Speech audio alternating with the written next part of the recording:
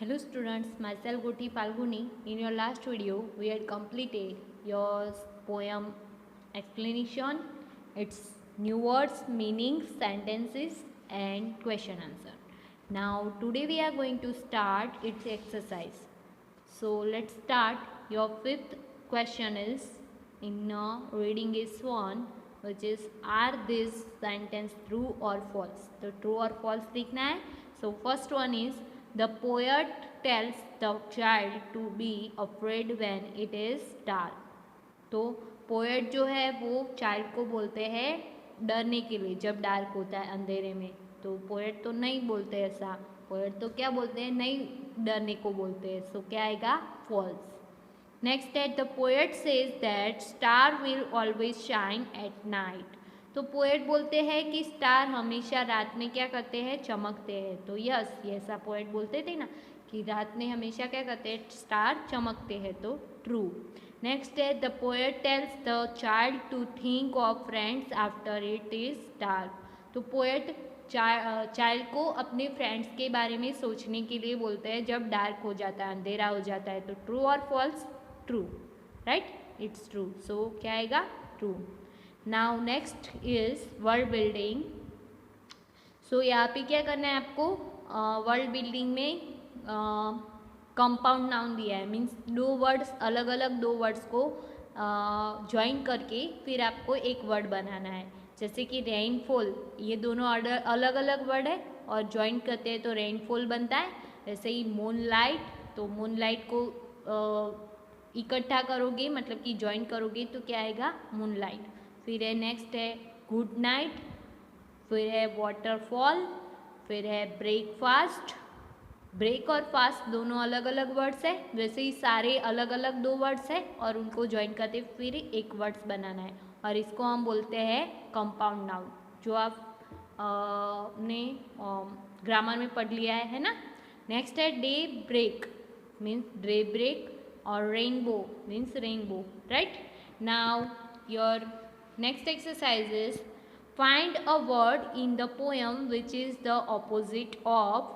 Okay, तो आपको ये जो वर्ड दिए हुए हैं उसके ऑपोजिट आपको पोएम में से फाइंड करके लिखने हैं. सो फर्स्ट है वॉर. वॉर यानी कि युद्ध. तो युद्ध का ऑपोजिट क्या होगा, यहाँ पे आपको दिया हुआ है पीस. पीस यानी कि शांति. ओके, PEACE, पीस यानी कि शांति. नेक्स्ट है लाइट, LIGHT, लाइट यानी कि उसका ऑपोजिट क्या होगा, डार्क. डार्क यानी कि अंधेरा और लाइट यानी कि उजाला. फिर नेक्स्ट है एनिमीज, सॉरी हाँ एनिमीज. एनिमीज मीन्स दुश्मन, तो उसका ऑपोजिट क्या होगा, फ्रेंड. आपको बोला था ना कि फ्रेंड के बारे में सोचना चाहिए रात होते ही, तो उसका होगा फ्रेंड्स, FRIEND. फिर है ये एनिमीज का प्लूरल फॉर्म है. वैसे तो एनिमी में ENEMY आता है, पर Y का IES किया है क्योंकि ये प्लूरल फॉर्म में है. नेक्स्ट है नाइट, NIGHT, नाइट मीन्स रात, तो उसका ऑपोजिट क्या होगा, डे. आपको यहाँ पे दिया हुआ है, राइट, डे. हम सारे ऑपोजिट को क्या कर लेते हैं, अंडरलाइन कर लेते हैं. तो डे हुआ, फिर है डार्क हुआ, फिर है पीस हुआ, फिर फ्रेंड हुआ, राइट, और नाइट हुआ. नाइट तो दिया हुआ है. ओके, नेक्स्ट है जेंटल. जेंटल मीन्स मंद, और harsh, harsh means cruel. Okay, तो उसका ऑपोजिट क्या होगा, हार्श. ये रहा हार्श, राइट, यहाँ पे अंडरलाइन कर लेते हैं, हार्श. फिर नेक्स्ट है स्टार्ट. स्टार्ट यानी कि शुरुआत करना, और सीज, सीज यानी कि एंड, खत्म कर देना, सीज. ओके, तो शुरुआत का क्या होगा, सीज. तो वॉर मीन्स पीस, एक बार और देख लेते हैं. War means peace, light means dark, enemies means friends, night means day, and gentle means harsh, and start means cease. Now turn on your next page, page number 76. So look at this word in the poem. Don't want. Here are their full form. Okay, तो don't का full form क्या होगा? Don't का do not, don't यानी कि do not, और want का full form क्या होगा? Will not. ओके, ये आपको याद रखना है। तो डोंट का डू नॉट और वांट का विल नॉट। और जो आपको मैंने आप ये पोयम और न्यू वर्ड्स और इसके क्वेश्चन आंसर और मीनिंग्स और सेंटेंसेस आपको लास्ट वीडियो में बोला नहीं था, पर आपको अपनी नोटबुक में लिख देना है। ओके, फिर नेक्स्ट है now right the full form of the following words. तो यहाँ पे थोड़े बहुत शॉर्ट फॉर्म दिए, उसके फुल फॉर्म आपको लिखने हैं जो हम यूज़ करते हैं ना इन इंग्लिश सब्जेक्ट। तो फर्स्ट है आपका डिडंट। तो डिडंट का फुल फॉर्म क्या होगा? Did not, did not. फिर है शुडंट। तो शुडंट का फुल फॉर्म क्या होगा? Should not. फिर है वुडन। तो वुडन का फुल फॉर्म क्या होगा? Would not. फिर है कुडन। तो कुडन का फुल फॉर्म क्या होगा? Could not. मस्टन। तो मस्टन का फुल फॉर्म क्या होगा? Must not. Okay, so I hope कि आपको ये समझ में आ गया होगा और ये आपको प्रिपेयर करना है। नाउ नेक्स्ट है लेट्स टॉक। तो लेट्स टॉक मीन्स आपको क्वेश्चन आंसर दिए हैं और इसको आपको प्रिपेयर करना है। वैसे ये क्वेश्चन आंसर बहुत ज़रूरी नहीं है आपको, पर मैंने आपको लिखवाए है फॉर आपको पता होना चाहिए मतलब कि। तो फर्स्ट है आपका are you afraid of the dark and why. तो आपको क्वेश्चन ये आपको आपके लिए होता है राइट, आपको पूछने के लिए मतलब कि पोएम से रिलेटेड होते हैं। तो आपको फर्स्ट पूछा है कि आप डार्क से डरते हो और क्यों डरते हो। तो ऑलवेज हाँ सभी डरते होंगे है ना अंधेरे से। तो क्यों डरते हो वो लिखना है। तो मैंने लिखा है कि yes I am afraid of the dark because I see strange kind of image in the dark. तो मुझे अंधेरे में बहुत सारी ऐसी इमेज दिखती है तो मैं डर जाता हूँ। ओके, तो आपको भी ये जो भी आपको आप क्यों डरते हो और डरते हो तो यस, नहीं डरते वैसे तो सभी डरते ही है सो यस ही लिखना है, नहीं डरते तो नो, और क्यों नहीं डरते और डरते हो तो क्यों डरते हो वो लिखना है। ओके, नाउ नेक्स्ट है what do you do when it is dark. तो अंधेरा हो जाता है तो आप क्या करते हो। तो I start listening to music when it is dark. तो अंधेरा हो जाता है तो मैं क्या करती हूँ? गाने सुनती हूँ। आप जो भी करते हो वो आपको लिखना है। नेक्स्ट है have you ever been very frightened, tell your partner about it. Okay, तो आप कभी भी ऐसे डरे हो अंधेरे से और ऐसा है तो आपके अपने पार्टनर को बताना है। तो yes I once got frightened with the sound of a kitten who was hiding under my bed in the dark. तो एक बार मैं डरी थी जब मेरी बेड के नीचे क्या किटन की आवाज़ आई तो रात को।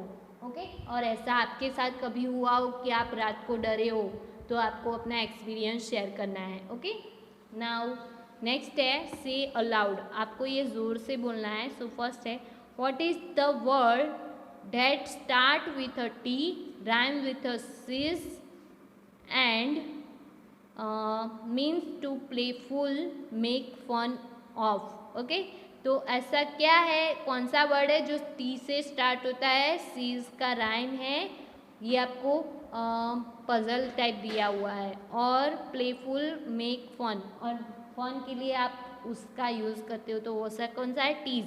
टीज़ यानी कि किसी को चिढ़ाना। तो टी से स्टार्ट हो रहा है, टीज सीज का क्या है?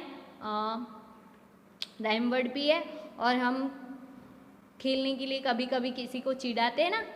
ओके, फिर नेक्स्ट है what is the word that start with C, rhyme with near and fear and means easy to see, hear and understand. तो ऐसा कौन सा वर्ड है जो नियर और फियर का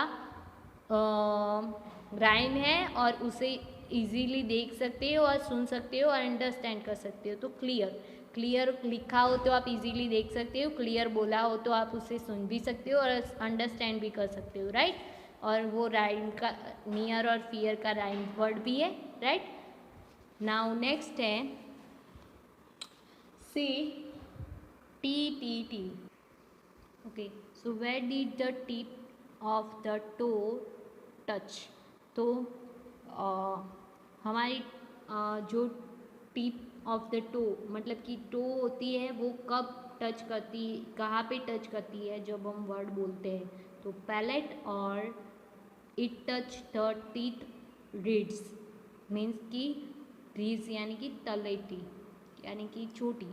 तो कहाँ पे टीथ की चोटी होती मतलब कि हमारी तलेटी होती ना मुंह की, वहाँ पे टच करती है पैलेट यहाँ पे।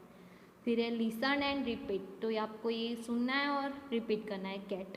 फिर है did you here what you tongue did, तो आप सुन सकते हो कि आपकी टंग क्या कर रही है, तो यस है ना जब हम बोलते हैं तो। फिर है से this word and feel what your tongue does when you से। ओके, तो आपको ये सारे वर्ड बोलने हैं और फिर आपको समझना है कि आपकी टंग आपको क्या कहती है, टो, टॉप, टाई, टेन। ये सिर्फ आपको फन के लिए दिया है, तो आपको ये घर पे करना है और सोचना है कि आपकी टंग आपको क्या कहती है। ओके, नाउ नेक्स्ट है work in a pairs. Okay, तो ये पैर्स में वर्क करना है, इसमें क्या करना है, make the cough sound, I came down, I cough के एंड कफ अगेन खे। Did you hear K sound at the end of the word book.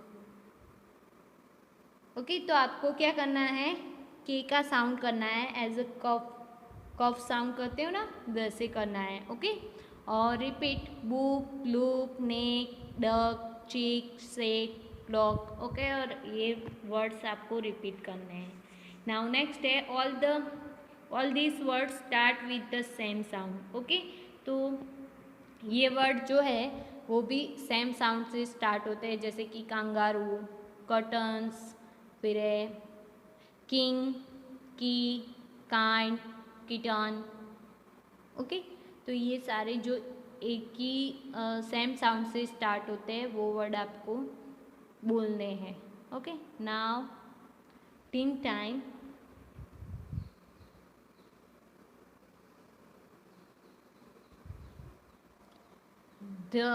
Divide the class into 4 groups. Imagine life without the sun. What are the things that may happen if there is no sunlight? Or discuss with the group and write your ideas in your notebook. Okay, तो ये आप यहाँ पे होते तो आपको group में करवाना था, पर आप यहाँ पे हो नहीं, तो आपको मतलब पूछा हुआ है कि इमेजिन लाइफ विदाउट सन, तो मतलब कि आप इमेज करो कि अगर सन ना होता तो लाइफ में क्या होता, अंधेरा होता है ना, बहुत कुछ ना होता, बिना सन की लाइफ ही पॉसिबल नहीं है ना, लिविंगनेस ही पॉसिबल नहीं है, जीना पॉसिबल है बिना सन के नहीं है। फिर है what are the things that may happen if there is no sunlight, तो सनलाइट ना होती तो क्या होता है, डार्कनेस एवरीवेयर, हर जगह क्या होती, डार्कनेस होती।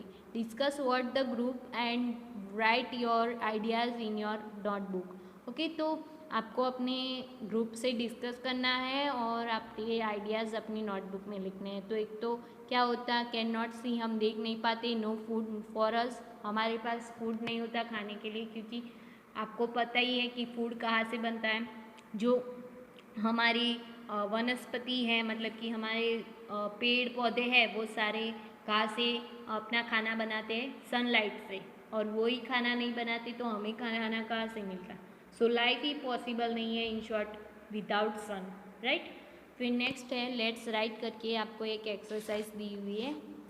Okay, so let's see, the red tea cup are filled with a particular word, fill in the yellow tea cup with a similar sounding word, not the example given.